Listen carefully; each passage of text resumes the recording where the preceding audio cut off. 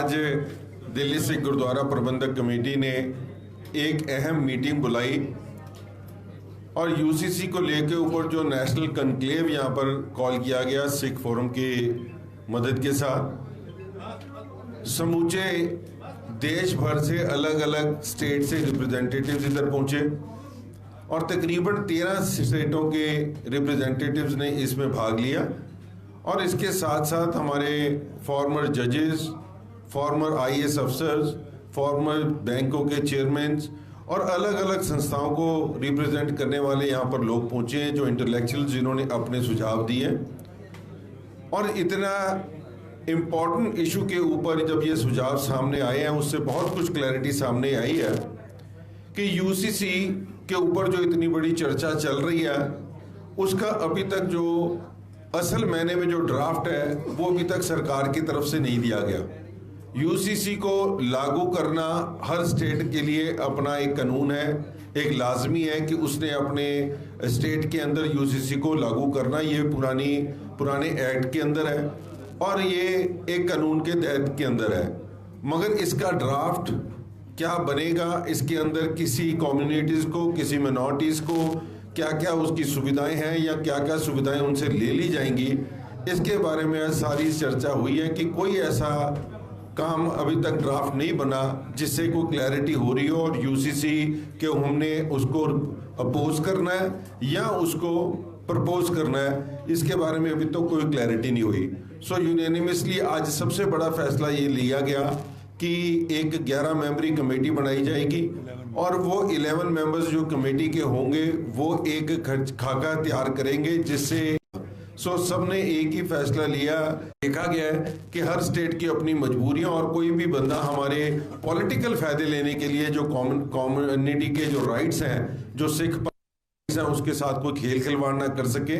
इसलिए ये आज ये यहाँ पर बैठ के जिस कॉन्क्लेव में फैसला लिया गया कि आज के बाद कोई भी होगा, कौम के लिए लेना होगा, वो सारों को यूनानिमसली लेके सबको किया जाएगा।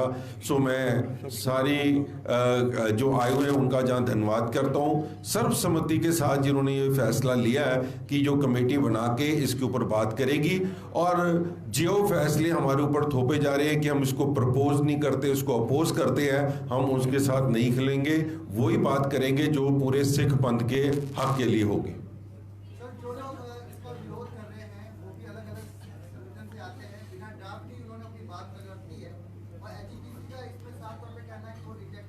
देखो, आज यही बात यहाँ पर बात हुई है कि जब तक हम हर स्टेट के लोगों से मिलेंगे नहीं, उनसे बात नहीं करेंगे और उनके फैसले हम वहाँ से बैठ के कोई लखनऊ से आए हैं, सो सारी स्टेटों को लेके कोई हरियाणा से कोई फैसले लिए जाए, ना कि कहीं से भी कोई फतवा जाहिर कर दिया जाए। और जो अगर अपोज कर रहे हैं तो उनसे ये पूछना बनता है कि वो किस ड्राफ्ट को अपोज कर रहे हैं, उन्होंने कौन सा ऐसा खाता देखा है जिसको वो उन्होंने अपोज करने की बात की है।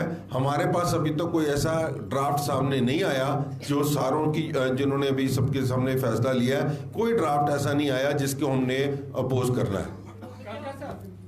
समिति किस तरह से काम करेगी और क्या समिति के सदस्य एसजीपीसी से भी बात करेंगे? देखो, ये सारी बातें अभी रूपरेखा बनेंगी, क्योंकि जो कमेटी बनाई जाएगी उसमें सारे इंटेलेक्चुअल्स लिए जाएंगे, उनकी सलाह लेके, और गुरुद्वारा कमेटी को जो रिप्रेजेंट करते हैं अपनी स्टेट से, उनको लेके किया जाएगा। फैसला वही होगा जो कौम के हक के लिए होगा, कौम के हित के लिए होगा। श्रोमणी अकाली दल ने लेकिन अपोज किया है यूसीसी को, उन्होंने कहा है कि ये हमारी कृपाण और पगड़ी को इससे बाहर रखा जाए। देखो, ये सारी बातें एक पॉलिटिकल है, मैं किसी पॉलिटिकल आज इसका जवाब नहीं दूंगा, क्योंकि यहाँ पर कई ऐसे लोग बैठे हैं जो अलग अलग संस्थाओं से आए हैं और उनका कोई पॉलिटिकल लेना देना नहीं है। हम धर्म की बात करने वाले बंदे हैं, गुरुद्वारा कमेटी के अंदर बैठ के बात कर रहे हैं, और ये जो हमारे सिख पंथ की चढ़ती कला के लिए बात होगी, हम सारे उसका फैसला लेंगे। अगर किसी का कोई पॉलिटिकल मोटिव है तो वो अपने आप उसके वो जिम्मेवार है। आज एक चीज़ का ये बहुत फैसला बड़ा हुआ है कि एसजीपीसी की जो जिम्मेवारी बनती थी वो उन्होंने नहीं की। दिल्ली सिख गुरुद्वारा प्रबंधक कमेटी ने सारे देश को आज इकट्ठा किया और हमें खुशी है कि सारे देश की रिप्रेजेंटेशन ने हमारा साथ दिया।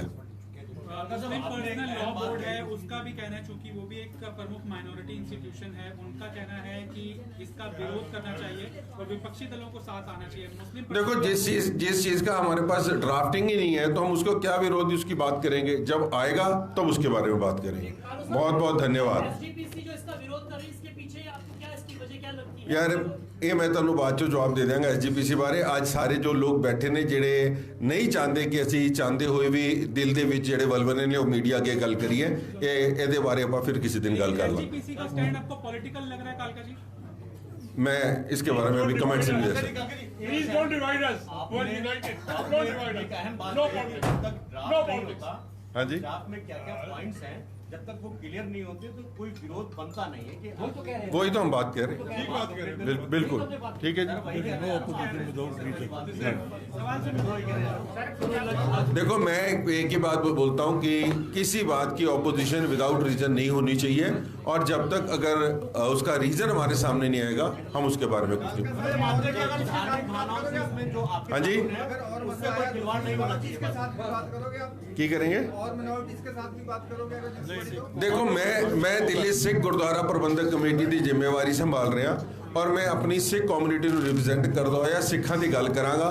ਕਿਸੇ ਵੀ ਹੋਰ ਕਮਿਊਨਿਟੀ ਦੇ ਨਾਲ ਅਗਰ ਮੇਰੇ ਵੈਸਟਡ ਇੰਟਰਸਟ ਕਲੈਸ਼ ਕਰਦੇ ਨੇ ਸੋ ਮੇਰਾ ਕਿਸੇ ਦੇ ਨਾਲ ਜਾਣਾ ਸੰਭਵ ਨਹੀਂ ਹੈ। ਸੋ ਮੈਂ ਸਿਰਫ ਤੇ ਸਿਰਫ ਆਪਣੇ ਸਿੱਖਾਂ ਦੀ ਗੱਲ ਕਰੂੰਗਾ।